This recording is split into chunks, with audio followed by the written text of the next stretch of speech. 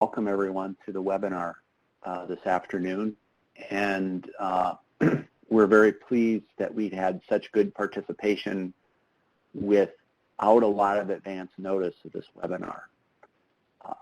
Our purpose in sponsoring the webinar in partnership with the National Center for Educational Outcomes is to follow up on some requirements for alternate assessments that were a part of the amendment of the Elementary and Secondary Education Act through the ESSA.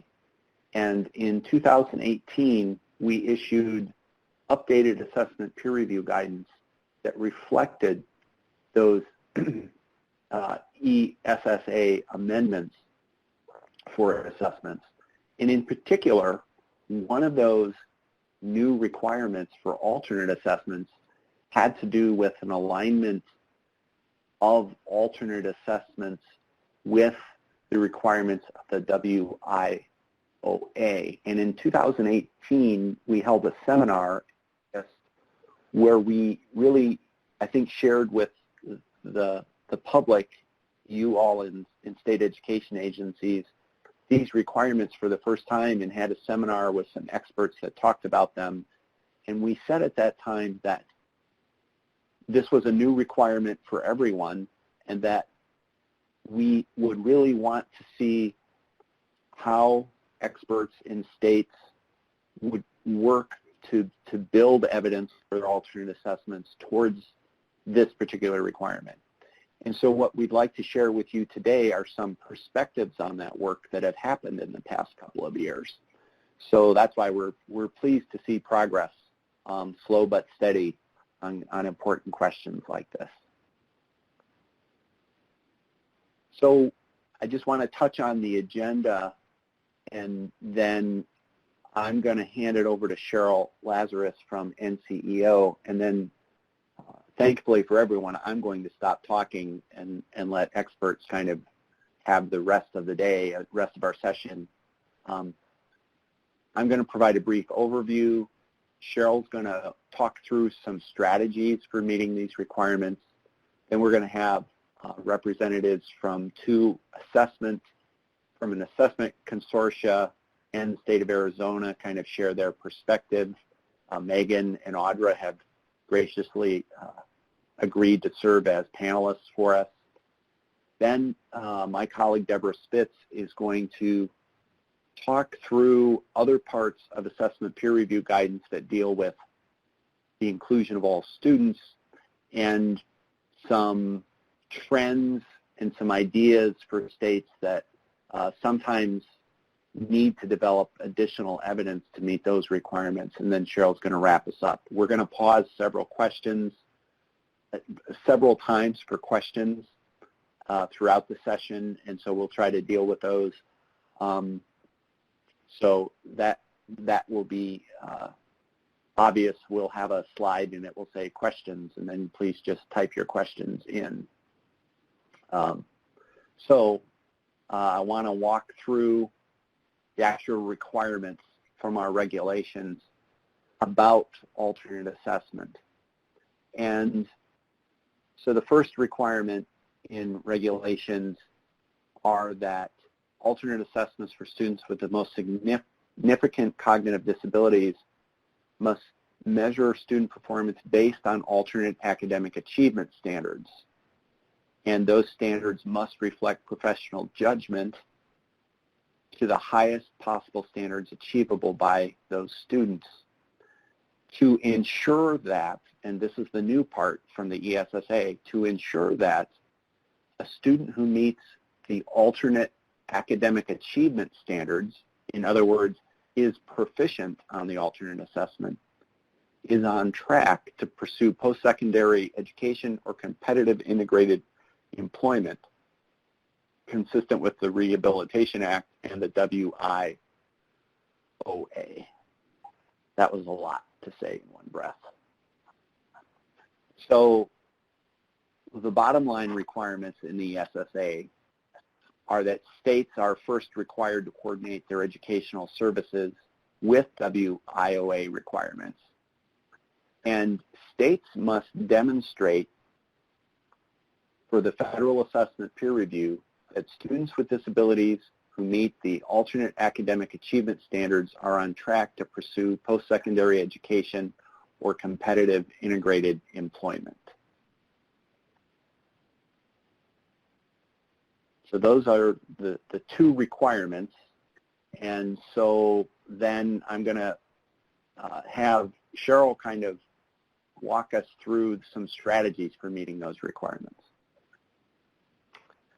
Oh, thank you, Don. This is a new requirement, as Don said, when ESSA was implemented, but it really addresses such an important area that historically there's often been kind of a gap between the IDEA requirements, the education requirements, and the employment world. And so it's really good, and I think it formalizes a bit what we've always known, and that is that it's so important as we go through K-12 education to be really thinking about, what are those next steps. And so I'm going to talk about just some strategies for meeting, aligning alternate assessment and WIOA requirements. Now, NCO has published a brief on this titled Suggestions for Aligning Alternate Achievement Standards with WIOA. You can, as you can see, you can download it from this platform, and encourage you all just to take a look at it, that it has a lot more detail than what I can possibly provide during my few minutes today. Just as a really quick reminder that content standards define what students need to know and be able to do, and achievement standards define how well students need to perform. They define the expected performance of a student who is proficient. And then for students with the most significant cognitive disabilities, alternate academic achievement standards describe the performance expectations for students with the most significant cognitive disabilities. Now, similarly, WIOA, which is focused on employment, it also has some requirements, and the purpose of WIOA is to designed to help job seekers access employment, education, training, and support services to succeed in the labor market, and to match employers with skilled workers as they need to compete in today's global economy. And all means all, that those provisions include youth with the most significant disabilities, and there's the presumption that people with disabilities can work with the right support, and that it no longer is appropriate to automatically track youth with disabilities into sub-minimum wage work. The optimal outcome is that the individuals move into competitive integrated employment, which is defined as full-time or part-time work at minimum wage or higher, with wages and benefits similar to those without disabilities performing the same work, and fully integrated with coworkers without disabilities. Now, there's the vocational rehabilitation programs in states. The VH programs are the ones responsible for implementing WIOA, whereas, of course, at the K-12 level, it's state departments of education. So there's some, and it's so important to just have, to develop, to strengthen those connections between state and local educational agencies and the VH programs, because it's just so much more likely that students with the most significant cognitive disabilities will meet those WIOA goals for post-secondary education, competitive integrated employment, when there are strong connections. Some of the things that a state might do to foster collaboration across state agencies are to review your state's WIOA transition plan and identify areas of common interest in the plan, coordinate it, the delivery and deployment of pre-employment transition services, and really encourage IEP members to invite the assigned high school VR counselor to participate in IEP team meetings for all transition age youth with significant cognitive disabilities. It's also would be a good strategy to suggest that schools and districts make referrals of students directly to the state VR program, as well as just to develop a formal agreement with the VR program to maximize and coordinate service delivery.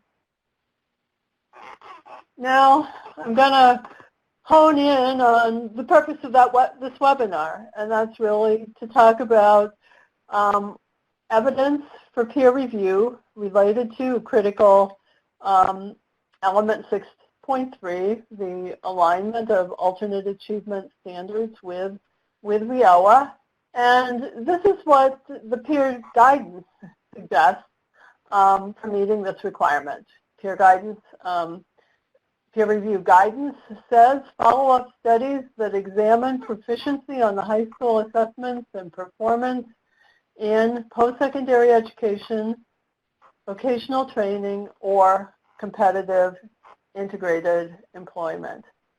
Of course, the challenge is always in the details, and many states just don't readily have within their this information. But there's definitely some existing data that might be useful in meeting this peer review requirement. Some of that is data that is collected by the Office of Special Education Programs, by OSEP. There are the state performance plans, and then states report on how they're meeting what is in the plans for 17 indicators. And then OSEP uses this data just to see how well the states are meeting IDEA requirements each year. Two of those indicators, indicator 13, which is the one focused on secondary transition, provides some data that might potentially be used to document post-secondary goals. So this one asks for, what about those goals, whether they are aligned to, post-secondary needs, and whether the students are on track. One of the challenges with using this data is that it may not currently be reported just for students with significant cognitive disabilities who are participating in the alternate assessment. And so the state would need to be able to disaggregate for students who participate in the alternate to use this data. Similarly, SPP APR Indicator 14 on post-school outcomes documents can be used to document work experience, just work trajectory, because they are reporting that, collecting this data, reporting it to OSEP. Again, there would be a need to be able to disaggregate the data for students participating or for individuals who participated in the alternate assessment when they were students. There's other data that may be available. VR programs may have some data that could be used for this purpose. Again, it's talking across programs. For example, research has shown that for students who have paid job experiences while they are still in school are more likely to move into competitive integrated employment once they leave school. This data may be available by, from the VR, and again, might be able to use that. Let me get the next slide.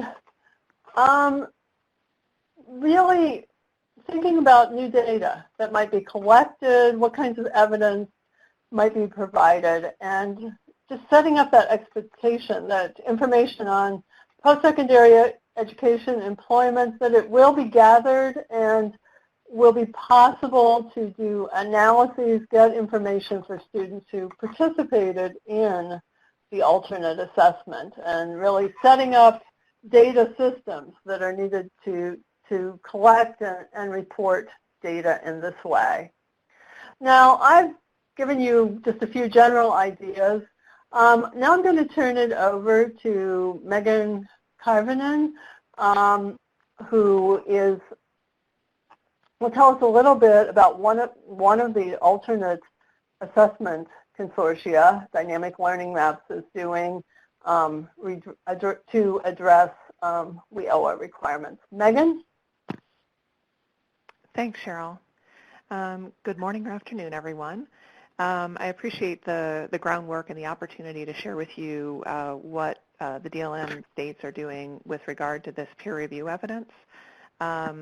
It's a little bit different from some of the recommendations that were just described, and we're doing some work in that area too, but we're going to focus today primarily on the evidence that we're preparing for 6.3. So even though you just saw this a couple slides ago, I'm providing the criterion again, kind of that part that was added in order to address alignment with WIOA. And so it has to do with alignment of the achievement standards so that students are on track to pursue. And those parts that are underlined are really key in the way we thought about the way to address this evidence. These slides may be a little hard to see the wording on if you didn't get a chance to download and look at the PDF, but our states from the very beginning have had a lot of foresight around planning for what things should look like after graduation for students with the most significant cognitive disabilities. So way back even during the grant development phase, 2010, 2013, there were parts of the theory of action that we came up with that had to do with the idea of really making sure that anything that we did with the DLM assessment system was in support of students being prepared for those post-secondary opportunities. So this is just an example of where one of the beliefs specifically addresses that expectation. And then further in the theory of action, it also comes back out in the intermediate outcomes. That we want students to be able to continue to grow academically throughout their public school education so that when they leave, they are prepared for those post-secondary options. So this is the kind of thing we've been thinking about for a while, and when you tie it together with the other aspects of the theory of action, really what it takes to make sure that students are on track to access those post-secondary opportunities and have improved outcomes. It's a combination of high expectations, appropriate supports, and challenging instruction. So we think about it in terms of those kind of being tied together. So that's kind of behind the way we decided to design our approach to this. And so if you go back to the critical element language itself from a couple slides ago, I've now broken it into a couple of different boxes because we are basically putting together evidence from a couple of different points of view to respond to critical element 6.3. So the first part about the alignment of the alternate academic achievement standards, we're going to be using information related to vertical alignment of the content and of the achievement standards. So we're talking about what does that alignment look like from grades 3 through high school. And then the second part around making sure that those achievement standards are aligned to ensure that a student who meets the standard is on track to pursue post-secondary education or competitive integrated employment. That's where we're collecting some new evidence. around what those post-secondary opportunities look like, what the academic knowledge, skills, and understandings are that are necessary for those opportunities, and then being able to evaluate the relationship between those so that we're able to go back and make claims about the alternate academic achievement standards themselves. So in the end, when we put together all this evidence, it gets kind of synthesized and interpreted in light of the theory of action, the design of the assessment system, the way the achievement levels are built. So we kind of put it all together in that one bit of evidence. So the vertical articulation evidence is actually things that we have submitted previously for peer review because we knew about that criterion back when the initial submission went in. So I won't spend a ton of time on that, but it ends up being related to underlying technical documentation around the development of our content standards, our extensions, the essential elements, the results from external alignment studies, which did include an evaluation of progression within our linkage levels, which for those of you who are not familiar with DLM has to do with the vertical relationships among the content. It'll draw from our standard setting approach and that technical documentation and the way we developed our grade and content specific performance level descriptors in ELA, math, and science. So we're kind of drawing all of that together to get to that first part of the evidence. Where I want to spend most of my time today is talking about that other part that's a little bit trickier to figure out the evidence for. As Cheryl was discussing, we've got opportunities with data sets that are out there, but also some challenges with students being included. So we started by talking a little bit about what does it look like to be on track to pursue those post-secondary opportunities. And so several of the things that we think that means is that students have the academic knowledge, skills, and opportunities that they need in order to pursue those opportunities. We know that there are a lot of things that go into what happens with those opportunities once they're out there. So there may be ranges of supports available or better infrastructure for being able to access those opportunities. What happens on the job or in those educational settings might vary. So we're not trying to make a claim that students are going to be guaranteed success. We just want them to be well positioned to pursue those opportunities. We know that just like we went through school and developed some of those knowledge, skills, and understandings ourselves, they happen at different grades. So they don't all happen just when we get to 11th grade. So some of those skills develop along the way. And what we want students to be able to do is make sure that they've got at least the amount of knowledge, skill, and understanding of academics that they need to pursue those opportunities. And those opportunities can have different complexity to them. And so one of the conversations that we really needed to have was around how do we make sure we're balancing high expectations without limiting opportunities for students who may still be working on less complex versions of those kinds of skills. So here's just an example to make that concrete for you. One of the skills that I'll talk about later that came up for English language arts was accurately copying information. That is something you can imagine somebody might need to do in a competitive integrated employment situation, but you can imagine different ways that that kind of skill might play out. So a less complex version of that would be for somebody who might be responsible for copying names onto customer folder labels for new customers. A more complex version of that might be the expectation to type handwritten notes from a meeting. And so we're realizing that some of these skills are happening across different contexts and wanted to make sure that we're providing opportunities and not limiting what's possible for students with the most significant cognitive disabilities. So our approach to gathering this new evidence about being on track to pursue is we developed a two-panel system. The first panel really looked at what those post-secondary opportunities would look like and what are the academic skills that are necessary to pursue those. How do academics in all three subjects really play into what it looks like to be in those opportunities?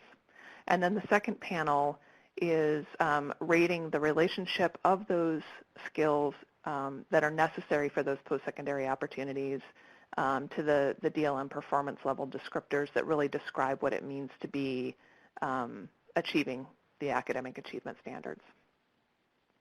So for our first panel, we had a mix of researchers and practitioners who had expertise on kind of both sides of that transition. So secondary education, including transition and academic instruction, post-secondary education, VR. So they had kind of a nice mix of expertise, and we spent quite a bit of time with them talking about those education and employment opportunities.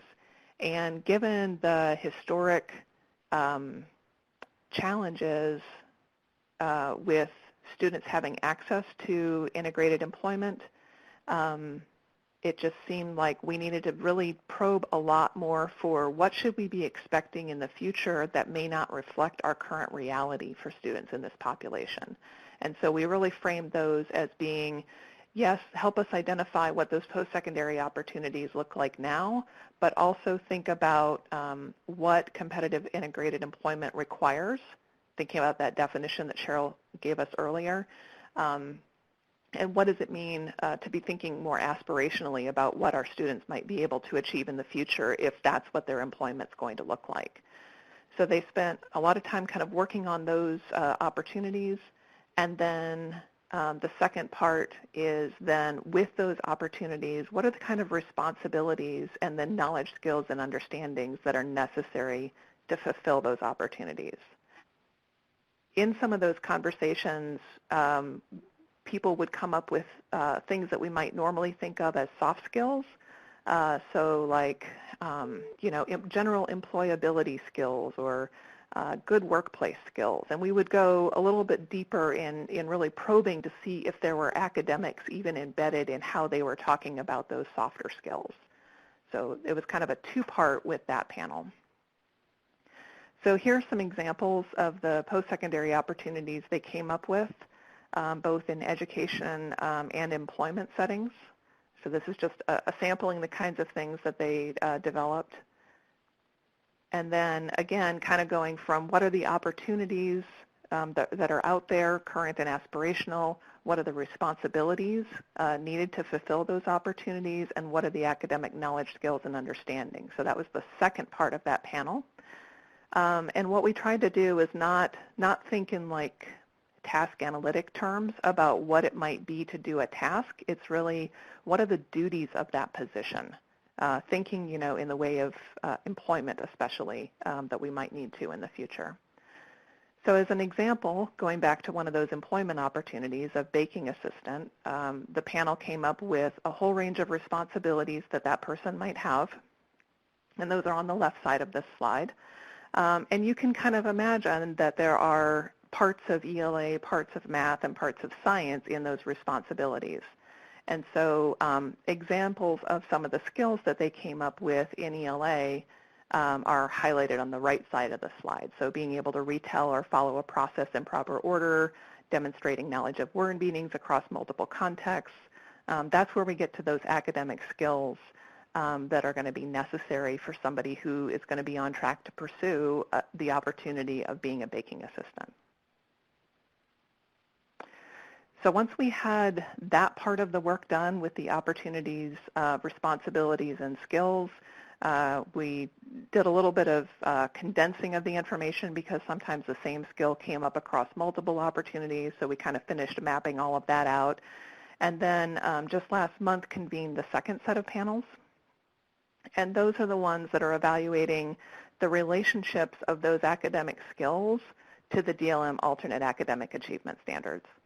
So in some ways, it's kind of an alignment activity. It's not exactly an alignment activity. I'll give you kind of a snapshot of what it looked like later, but it kind of falls in this, this weird category. It's a panel process, kind of like standard setting or alignment, but not quite. So what we did in order to get to this idea about the relationship between those academic KSUs and the academic achievement standards is we relied on the DLM performance level descriptors. So for us, our grade and subject-specific PLDs are referring to what students typically know and can do at 4 different levels. And in the DLM assessment system, meeting the academic achievement standard is, most people would think of that as proficient. In our world, that is called at target. So we're looking really at what does it look like for students who are at target? What are the things that they typically can do? And one of the things we really worked hard with with the panelists was making sure they understood that it was not an exhaustive list, that not every student could do everything, but these are the kinds of things that are typical for a student who is at target at a particular grade level. So this also is not going to be readable. It's just intended to be a snapshot so you see how extensive our PLDs are written. So for at target, this is for one particular grade level. There's a description, a general description of what that looks like, and then there are a set of related blocks of knowledge, skills, and understandings that are related to certain, in our world, claims or conceptual areas, kind of related content. So the panelists were using descriptions like this when they made their judgments. And then we're looking for each of those academic skills, we asked them to look through the PLDs and figure out which grade level was it where a student would first be expected to really be able to demonstrate that skill. And we used 80% or more likely. Just in trying to pilot this, it worked out really well with the way people are thinking about how consistently does a student have to do it to really know that they've got it. So they kind of answered that question for each skill as part of that second panel. So we had separate panels for each of our testing models.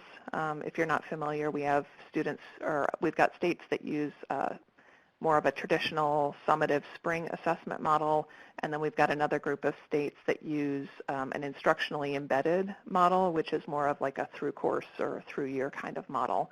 So we run separate panels for each of those models in ELA and math, and then also there's one for science, since everybody uses the same model for that. The panelists included both general and special educators.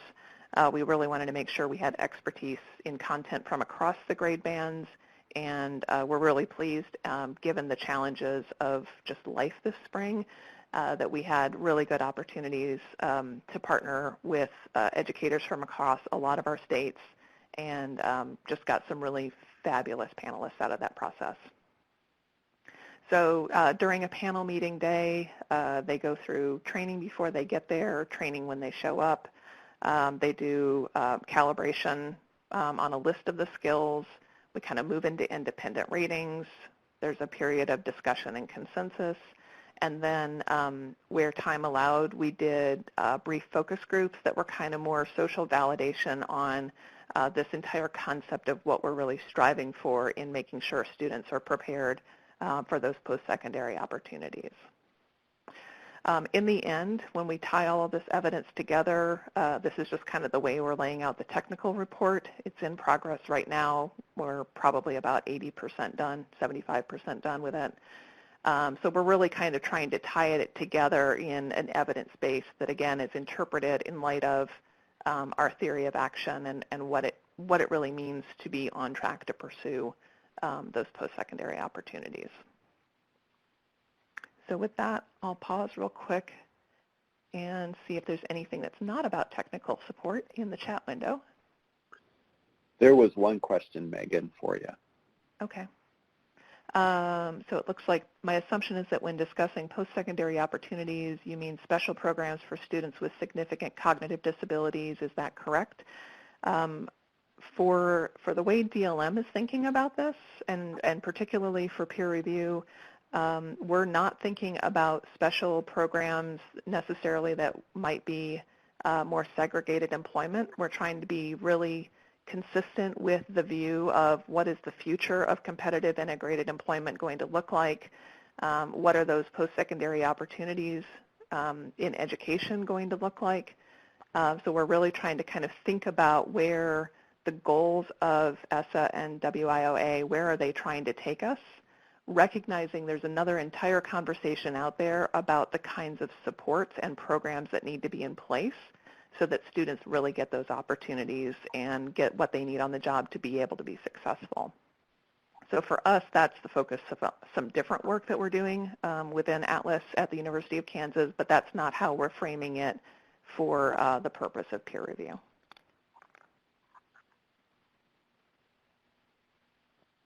There was okay. The follow-up, I see it, yep. Yeah. So not segregated employment, post-secondary programs that prepare for integrated employment. Yes, so that would be consistent with it.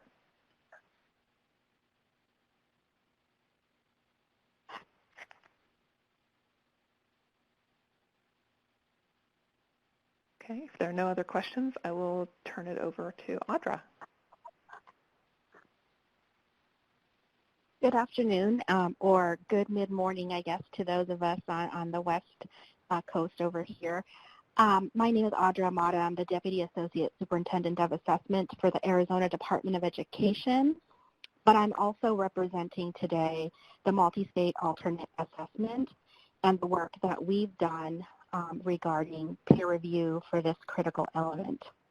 I first want to start off and say that when we were asked to come together, I was excited because we just got some new and updated information. But what I'm most excited about is this is amazing that we can bring different thoughts together to come up with ways to figure this out together. And so while Megan presented what DLM is doing, we have a little bit different approach. But I think combined and continuing to work together will only get us further in this work for students with significant cognitive disabilities. So I'm really excited that we didn't take the exact approaches, but I think we're going to be able to further this work for everyone.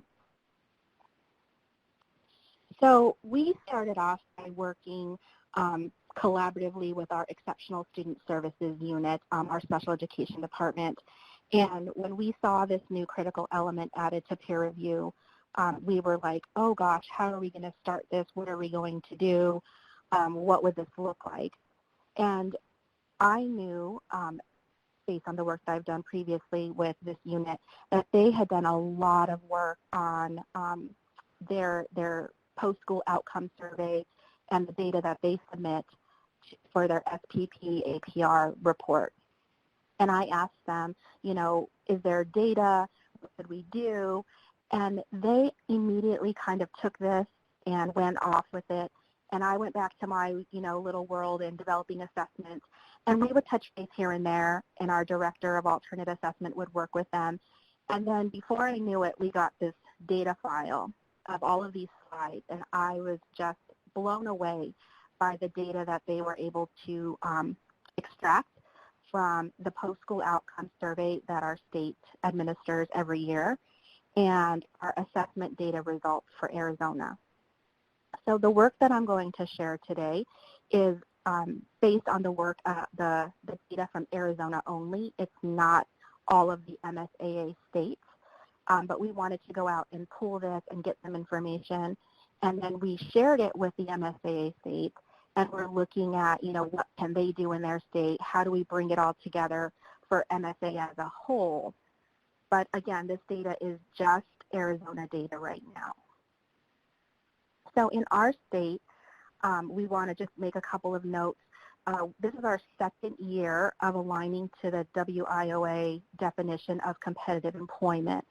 So I know that we've administered our post-school outcome survey for many, many years, but it was updated to align to this new definition.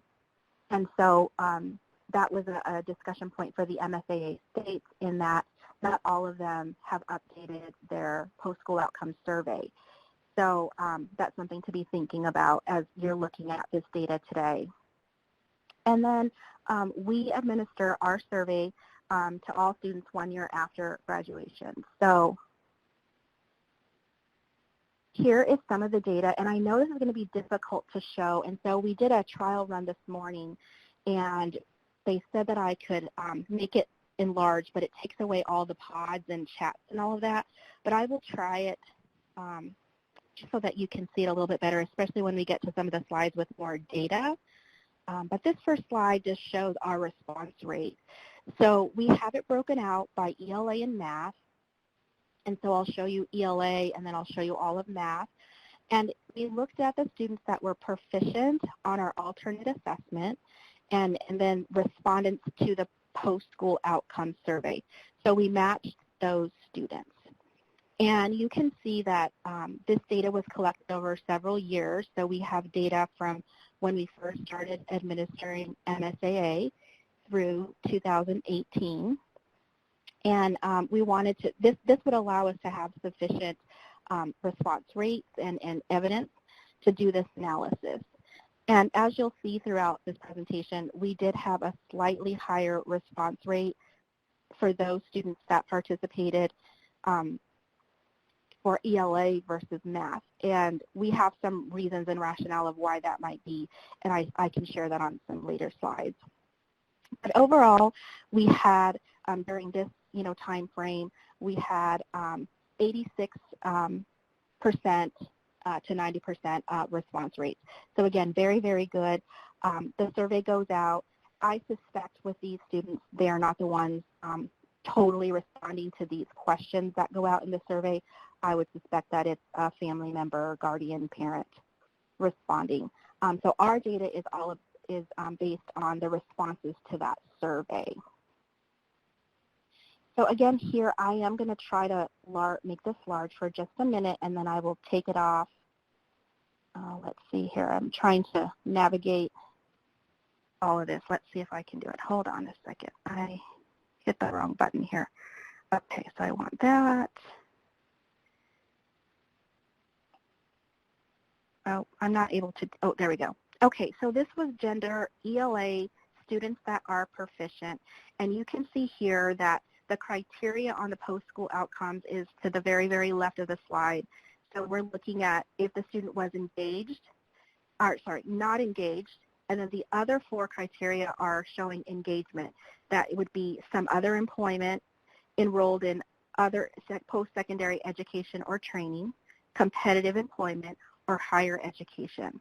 So you can see for ELA, the students that were proficient on the alternate assessment, this is the data that we have for that time frame. There's slightly higher engagement for our females versus our males. Okay, let me go back. I'm going to restore. Our next slide shows ELA gender not proficient. And if someone would like to type in the chat box if it's helpful to make them in larger or not, I will continue. But if it's distracting, I can just leave it on the small slides, and then you can either refer to the hard copy later, but I will try to talk through most of the slide. This is, again, the students that were not proficient on the alternate assessment, and here not proficient students are not as engaged as our proficient students. So that was something that we were looking for. Now it's not totally significant, but I think it's important to notice that we wanted to look at our data. We didn't really have any idea what our assessment said about students and what they do after they leave, the education system beyond post-school. So I thought this was really interesting that we're able to look at this data based on the proficiency of how they did on the assessment.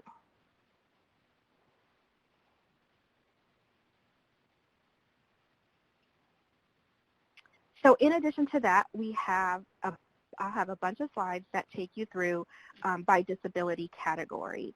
And again, it's important to look at the numbers. The end count are right after the bars. It says other disabilities. There was 182 students that were in that bucket, 7 students that were identified as a student with emotional disturbance, 377 with an intellectual disability, and 53 students identified with a specific learning disability. It is important to note that, again, this data was collected beginning in 2015, and so as our state has worked to ensure that our eligibility criteria has been tightened up and we have processes in place to make sure that the students are correctly identified to participate in the alternate assessment. We do have some students that, were captured based on that early extraction of data. But if you could focus on the intellectual disabilities, which is where most of our students with significant cognitive disabilities are, you can see here that our students that are proficient in ELA are higher than the not engaged. So that was very promising for us to see that data for the first time.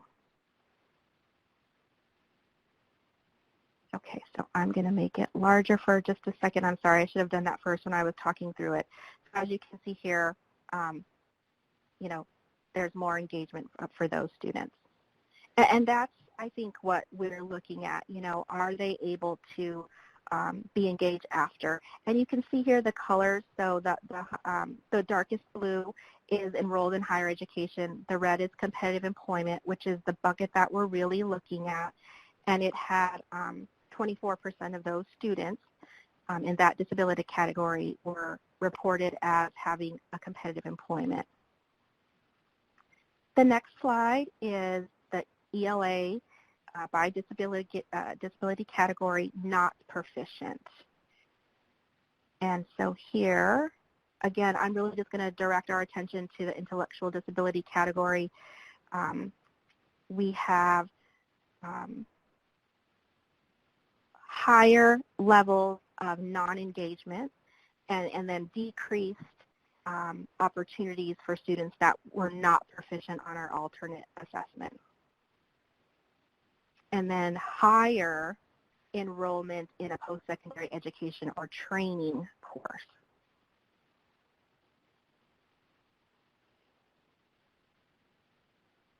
Sorry, I'm going back and forth here. So the next slides are going to be by disability category and then extended breakdown. So it lists all of the different disability categories. It teases them out a little bit more. Most specifically, we broke out the intellectual disabilities category into mild, moderate, and I think that's really important to look at. And here it's just really, were they engaged or were they not engaged? So if they were coded as engaged if they were any of those four opportunities, and then not engaged is there as well. So again, looking at those intellectual disability categories, mild and moderate, over 50% of our students were engaged, considered engaged when they had a proficient assessment.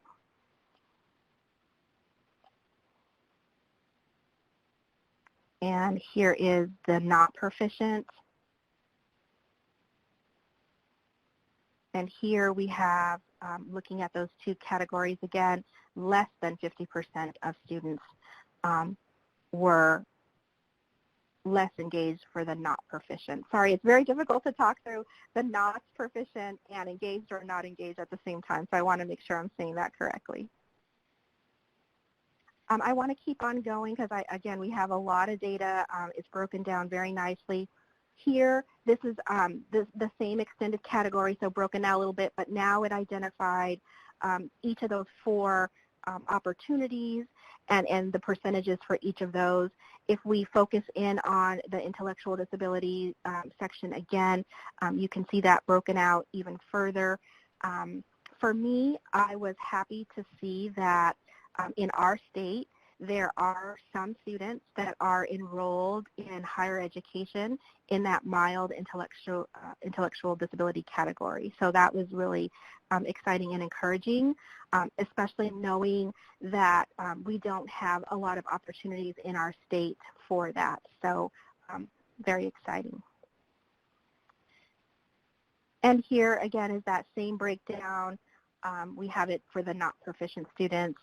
Again, the focus here for those students that were not proficient for those two intellectual disability categories is they're mostly in post-secondary, other post-secondary education or training or other employment. So not that goal of targeting that competitive employment opportunity. So here is math, and we have the same slides, but I do want to show you some of that data as well.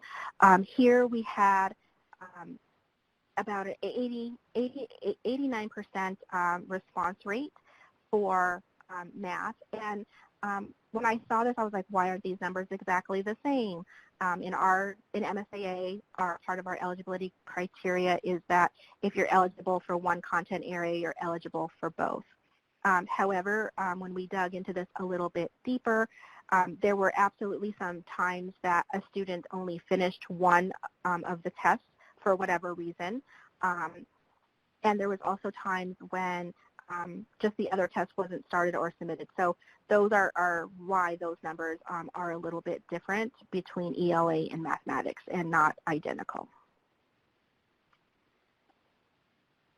So again, we have the gender for math. And now I was trying to make some comparisons between math and ELA. And first here with the gender, we have for math slightly higher engagement than females. So that was pretty interesting to look at now based on the content areas. And that was for our proficient students.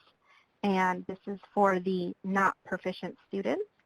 And for not proficient for math, we had females had a slightly higher engagement percentage than the males. And then by disability category for math, proficient, again, really just focusing on that bucket of the intellectual disabilities. It's pretty close, slightly, higher for those students that are engaged. So, and proficient on the assessment.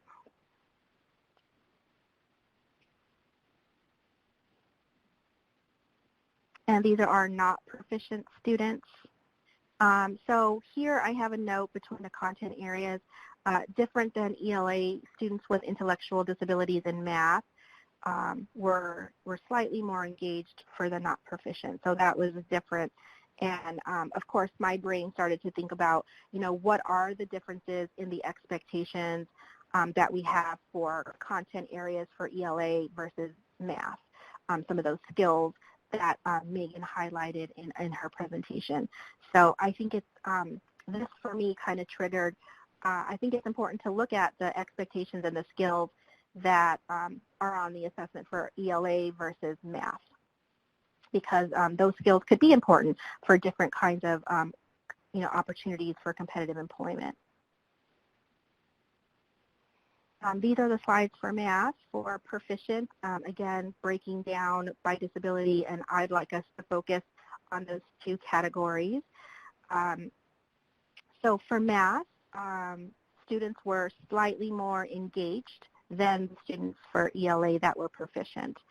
And again, just wondering, what are the skills that need to be called out? What are the skills that they are proficient in that may perhaps allow them to be more engaged and have opportunities to be engaged beyond school?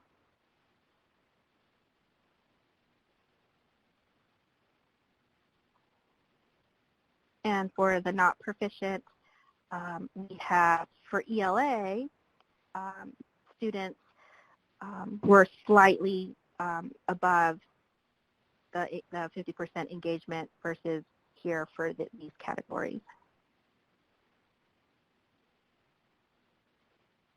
Sorry, I'm running through all this data pretty fast, but there's a lot of information. I mostly want to highlight that we were able to break down this data, really examine it a little bit closely, and then think about other things that we would like to do now that we know what we have to start with.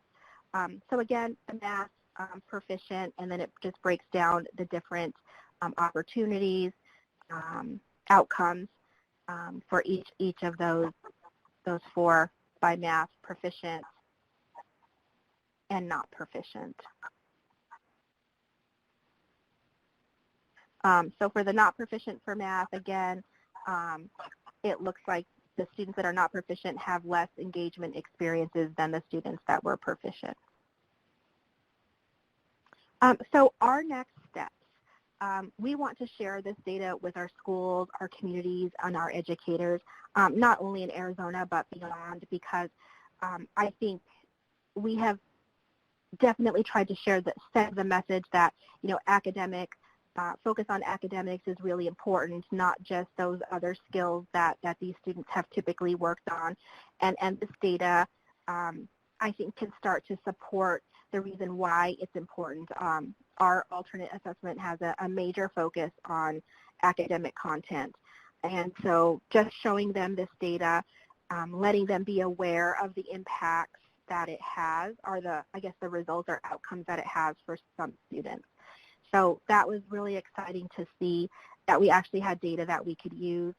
I personally am very data-driven, so knowing now that we have data, what it's telling us will allow our state to kind of work not only with our parents and teachers and educators, but within our agency as well to send this message. I'm always one to caution that, please use assessments for the right reasons, and, be careful when you're interpreting the data. This is one example where I think it's really important to say, look at the data that we've got, look at where we can be informed and continue to build our work around ensuring that students have opportunities, these students have opportunities beyond their high school experiences. So like I said in the next bullet, we want to leverage academics that can lead to positive post-school outcomes. Again, this may not be the only indicator. Of course, I sat back and thought through, we don't know what's happening outside of this assessment, lens that we're looking through. We don't know what other opportunities their families have for them, or their even communities have available to them.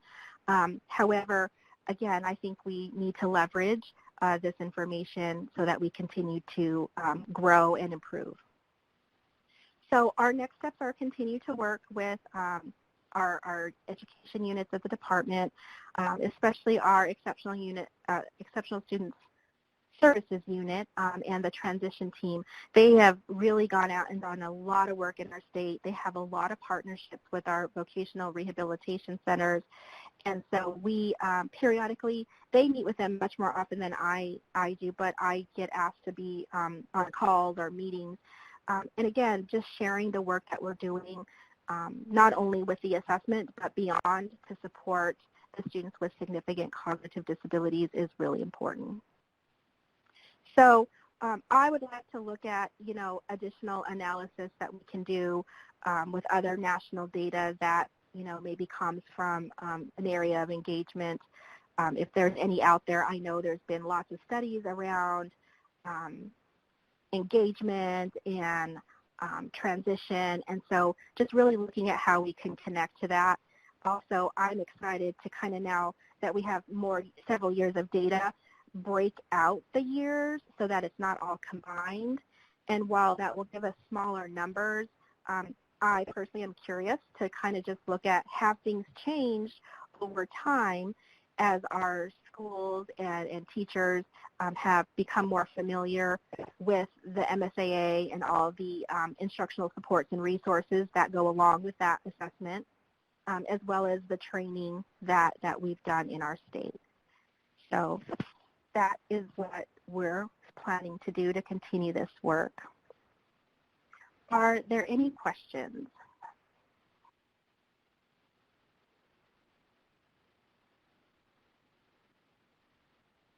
I'm not seeing anything in the chat box right now. We'll wait just a second.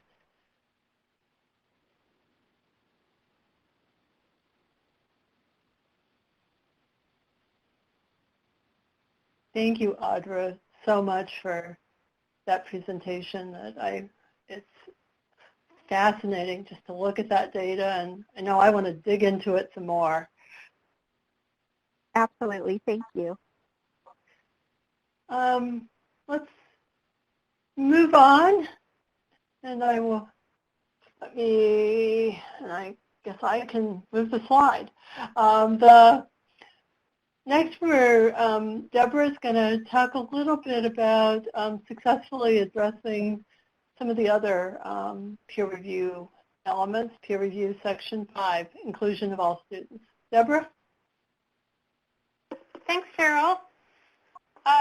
So as we were thinking about this webinar today and helping you all think through ways to meet critical element 6.3 for peer review, we thought this might be a nice time to kind of address some issues that we see frequently with regards to the other related critical elements.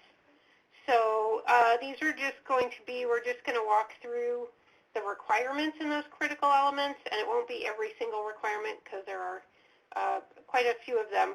But I think one thing that happens frequently is that our critical elements have a lot of different parts within them, and states will address some parts of that critical element, but there are some that often don't get addressed. So that's one thing we thought might be helpful to draw your attention to.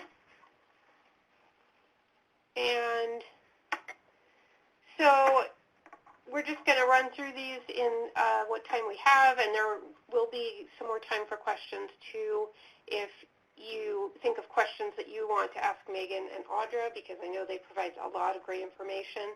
And also you have these slides, so I'm not going to run through every little bit of it, because really it's what's in our peer review guide, which you should have. If you don't, we'll certainly tell you where to obtain that. But we did just want to highlight a few areas that we think may help states in their next peer review submission. So I will also give you a caveat that, whenever we're talking to a state about a peer review requirement, we'll get asked, well, will this document meet this critical element? And we try really hard not to say, we're not the peer reviewers, so we can't say X and Y will definitely meet a peer review requirement. That depends on what's in the evidence that you're providing. But we still can offer some suggestions, and we do try to make sure that we're applying a similar bar to all states. So, and then at the end, so I'm going to discuss the critical elements that primarily address issues related to inclusion, accommodation, and alternate assessments. And as I mentioned, just address some frequent issues and maybe good documentation that often meets those critical elements. And also at the end, I'm just going to add some overall suggestions for peer review, which those of you who have been through our typical peer review training will have probably heard something similar already, but it always feels helpful to offer those again. And one of the big overall suggestions actually is, since I know we have folks on the line that are assessment people and also special education people, one thing I really want to urge as you're looking at peer review in these particular areas is to really work together, because there are places where the assessment person, especially in a large state, the assessment person might not have something where the special ed person does. So that's a global suggestion. So starting with critical element 1.4, which is not in section 5, but it does relate to inclusion. This is a pretty straightforward section. And the first part of this is that you have a clear state policy that all students must be included in statewide assessments. And most states have that. You can show that if you have something statutory, or if you have something that's clearly stated in maybe you have a state accommodations guide. Those are ways to show that, and also it's helpful to show that it's communicated to the public, since the critical element is talking about clear state policies, and it's important that people are aware of that policy. Otherwise, it's not necessarily effective. And then the second and third bullet here are some things that not every state addresses, and I think it sometimes gets lost in the mix a little bit. So the second bullet is that you're providing evidence that students who are publicly placed in private schools for the purpose of receiving special education services. I'm paraphrasing a little bit here, but the exact wording, of course, is in our peer review guide. This is something that you just need to have a written policy for somewhere. And then similarly, for English learners, if you have a policy where recently arrived students may be exempted from the reading language arts assessment, you want to show us where that policy is. And one thing I've seen in states is that the wording of their policy might not be consistent with statute. For example, you are not able to exempt them from mathematics or science assessment, only from reading language arts. So just a reminder to make sure that the wording of your policy is consistent with ESSA. Now, the rest of what I'm going to talk about is in Critical Element Section 5, which is all about inclusion.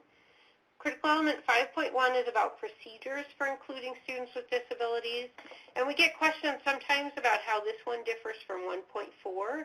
So this one is really the how you do something. So where 1.4 is you have a written policy, and that's enough to meet 1.4. 5.1 is really where you're showing how you're ensuring the inclusion of all public elementary and secondary school students with disabilities in your state assessment system.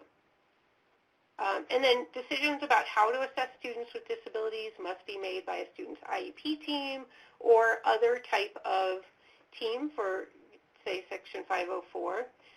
This is often met through a state accommodations manual or a test administration manual. It really talks about how accommodations are determined and how those decisions are made.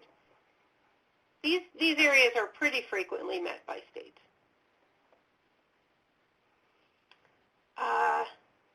Establishing guidelines for determining whether to assess a student with an alternate assessment. I would say, because we've all worked a lot in this area, I would say most states are meeting that and do have a really clear written policy that is used by IEP teams, so that's great.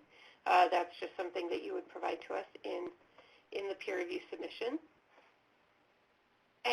But then we get into this next point where this is an area where it is not always met by states, and that is that there's clear explanations of the differences between general assessments and alternate assessments, and what are the effects of a student's participation in an alternate assessment.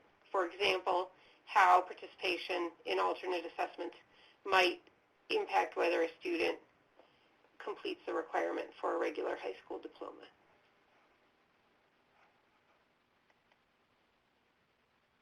So, and then this next piece sounds repetitive, but it's actually focused on how are you ensuring that parents are informed about that your child's achievement will be measured based on alternate academic achievement standards, and are there any consequences to participating in that alternate assessment?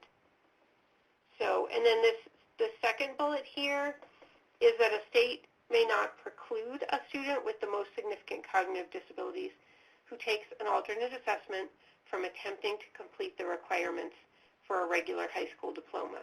That's a point where we are often seeing that states are not necessarily addressing it. So just something to be mindful of when you're putting together your peer review submissions.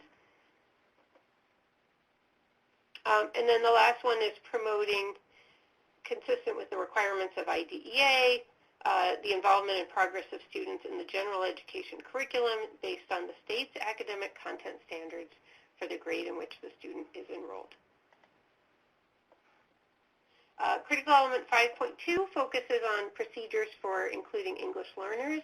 5.2 is pretty similar to 5.1. So it's what information is being provided to the people who make decisions about determining whether an English learner will be assessed with a linguistic accommodation, and information on accessibility tools and features that are available for English learners. And here one of the focuses, and this is in the wording of the critical element, is on communication. So sometimes states will have good policies for the use of accommodations, but what's not clear in their evidence is how they're communicating that. So I'm going to say, and this is one of my general suggestions, is that when a critical element talks about communicating, make sure that you are taking that into account in the evidence that you're providing. So not just having a policy, but showing either that it's posted on your website or that it's part of a training if it's communicated to test administrators, or it's in a letter that goes to parents that that they can understand. So there's different ways to communicate, but I would definitely suggest that you pay attention to that. And then one thing under English learners that frequently is maybe not quite addressed is the selection of appropriate linguistic accommodations. So nearly every state will give us a detailed list of accommodations, but the question here is whether you're providing guidance on how to select the appropriate or best accommodation for English learners. So it should be more than simply a list of available accommodations. Okay. Getting to 5.3, and this is, Critical Element 5.3 has a lot of different subparts, so I won't go through all of these, but, there's the second bullet on the page that has the 3 parts. That's something that is very frequently not fully addressed by states. So it's that you're showing that the accommodations are appropriate and effective for individual students, they don't alter the construct being assessed, and they allow meaningful interpretations of results. And I'm shortening that a little bit verbally. But just make sure that you're looking at all 3 of those 3 parts, and this might be a place where you need to work with your test vendor or your consortium, because they might have data or evidence that you as a state do not. And we have not said, that specific data or empirical studies are required. There are different ways to address this, but definitely look at all 3 of these categories here. Whether you have a process to individually review and allow exceptional requests for students needing a unique accommodation. Most states have something here, but I would just say for peer review, what's really helpful is to show us how those requests are made. Is there a form? And then some description of how those requests are reviewed. Who receives that form and who makes the determination. So it can be as simple as that. You don't need a lot of evidence for this, but I would say it's a little bit of a, here's a form and here's a description of our process. And then finally, the benefits from participation in the assessment. This is something that comes up quite a bit. This is a new requirement under ESSA, and it comes up most often with those national assessments that result in college reportable scores. Now, there may be other types of benefits as well, but this is, so far, this is the most common application of this requirement. And so just know that if you are using an assessment where students are receiving a score that is college reportable, but there may be instances where if they're using an accommodation that is not approved by the test provider, then they don't get a college reportable score. That for us is that the student is not receiving the benefits that other students are receiving from participation in the assessment. So there are ways to address that, and we are happy to discuss this with states. We've certainly had these conversations with a number of states about ways to address it. I will say that the tests like ACT and SAT are really paying a lot of attention to this. So one area where we've seen a concern is where states may have their accommodations policies are from a few years ago, but ACT and SAT may have updated their accommodations policies, and then we see inconsistencies. So that's a concern. You want your policies to be clear and consistent. We don't want to see one thing in an accommodations guide, but see a slightly different thing in a test administration manual as it pertains to this issue, because it is really important. Okay, and then the last thing, Critical Element 5.4 is about monitoring test administration for special populations. There are quite a few different parts to this critical element, and so this first slide here is just the critical element itself. This is all the different parts. I'm not going to read through this. I'm going to jump to the next slide and just say this is a very hard critical element to address fully. But so we want to encourage you to be creative. What we think happens a lot with states is that they are doing all these things, but they're not necessarily showing it through the evidence. And this is an example of where if in your state the assessment director maybe doesn't work very closely with the special ed director, this might be a place where you could communicate and you can actually put different things that you're doing together and it will meet this critical element. But it probably does require a few different types of strategies.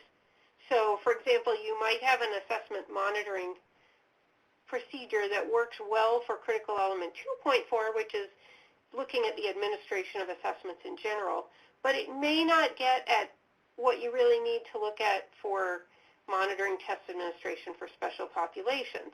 But if you have that process and then you add to that a process for reviewing whether IEPs are appropriate and whether students that have IEPs are receiving the accommodations that are in their IEPs, then you can combine those different procedures and it should address this critical element. So take a look at all parts of the critical element and know that you probably are going to have to look at a few different ways to address these things. And then I have a short list here of the other thing with monitoring is that this is an example of where we really want to see that you have written procedures. It's especially helpful if you have something like a form or a checklist, or, we want to see what the monitor is looking for. We also want to know how schools are selected for monitoring. If you have a training that you give monitors, that's really helpful. And then we also really want to see that monitoring happened. So I know some of you have heard this from us, where, okay, you've got the procedures in place, but we want to see either that you had a schedule of monitoring visits from last year that you can show us, or a sample letter or two that went to an LEA that discussed some of the concerns that were raised in monitoring. So there's a lot of ways to do it, but just, kind of how do you show that monitoring happened and that you did something about it.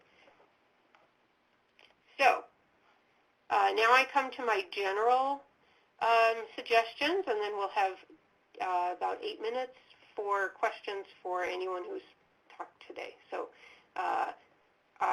so just general questions, general suggestions, break down the critical element into parts so, you make sure that you address all the requirements.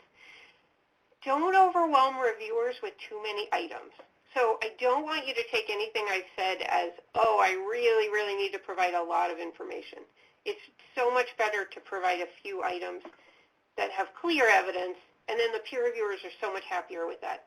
And then to that end, anytime you can direct peer reviewers to specific pages or even specific paragraphs on a page, some states will go into a PDF and they'll be able to highlight the paragraph that they want you to look at. And if you can do that, that's just so helpful to peers. It really maximizes their time, and they appreciate that. Consider who is the necessary audience of any communications. I talked about that already. And I would say for the critical elements in Section 5, a really thorough accommodations policy and test administration manual will address most of these requirements. And I've pointed out some places where, you probably need additional information. But for most of these things, having a thorough accommodations policy and test administration manual is going to be very helpful for most of these. And again, make sure your policies are consistent so we don't see, if you have an accommodations policy, we don't see something different in there than we see in your test administration manual, for example, or on your website. And now I'm going to pause for questions, and then I'm going to see if Don has anything that he wants to add to what I've talked about, or, or anything else that he wants to follow up on. No, thanks, Deborah. I think you covered a lot of the things that we have seen across a few years of peer reviews. I think we're approaching maybe 130 or even a few more than that peer reviews since we restarted this process in 2016. So things tend to, certain patterns start to emerge, and I think Section 5 is one of the patterns we thought it's worth spending time with you on today. So there aren't any questions in the chat box, and we'd open the floor, I think, for any questions for any of our speakers today on any of the topics. While we're waiting for any of those, I wanted to mention that we will be posting a closed caption version of this recorded webinar on our website at the department, and then we will email everyone on this list that link so that you can share it with your colleagues, maybe could not attend, or others who just had a conflict. And that will be our process for the other two webinars.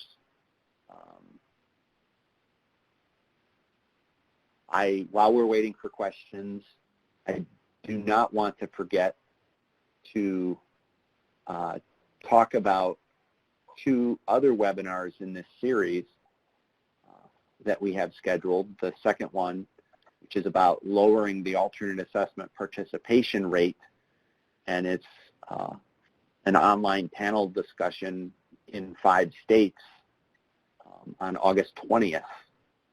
And the third webinar is on August 27th, successfully making and implementing participation and accommodations decisions for English learners with disabilities.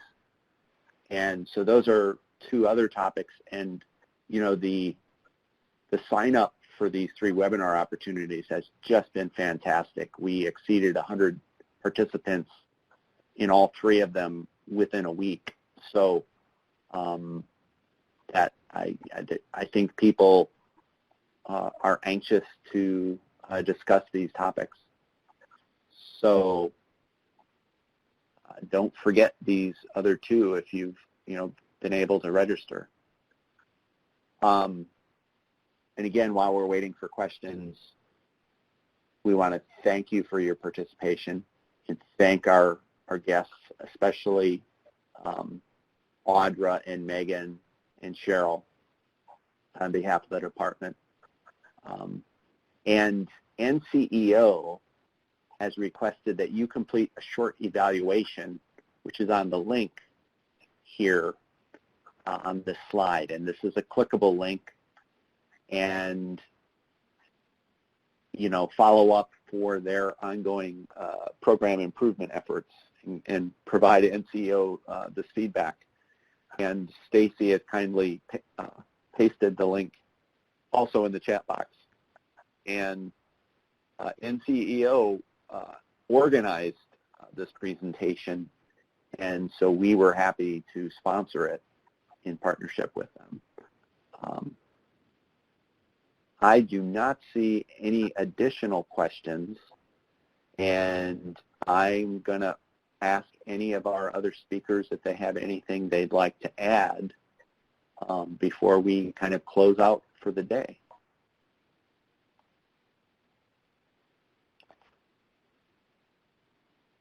This is Cheryl, and I don't have anything additional, but we at NCEO would like to thank Don, Deborah, the department for the opportunity to do this series of webinars with them, and we always want to and continue to want to do webinars, provide information to states on topics where you have needs and where it would be helpful. So thank you.